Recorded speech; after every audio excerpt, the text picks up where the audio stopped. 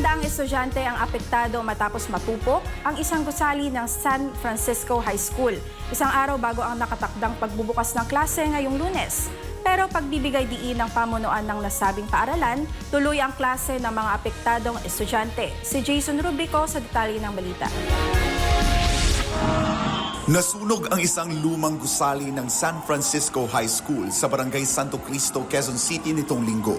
Mula sa unang alarma ay agad itong umakyat sa ikatlong alarma sa loob lamang ng 15 minuto. Kabilang sa mga nasunog ang faculty room, library, conference hall at 8 silid-aralan sa ikalawang palapag na ginagamit ng mahigit 600 estudyante ng senior high school. Kabilang dito ang 320 grade 9 students at 320 grade 10 students. Kabilang din sa nilamon ng apoy ang daan-daang upuan ng mag-aaral, libo-libong modules at mga mesa na may kabuang pinsala na aabot sa humigit kumulang 3 milyong piso.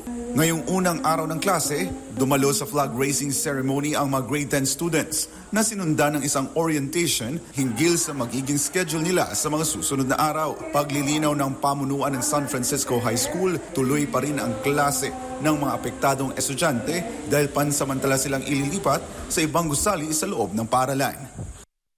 Magbibigay po kami ng last minute instruction, especially doon sa affected po, na they have to wear mask muna kasi medyo hindi maganda yung air. Tapos kung saan po sila pupunta the next day, kasi normal na po kami next day. Sa ngayon po, bibigyan po namin sila mga activities whatsoever para po handa po sila. The next day po, pagbalik nila, alam na po nila na doon sila sa DepEd tutuloy. Para sa Diyos at sa Pilipinas kong mahal, ako si Jason Rubrico, SM9 News.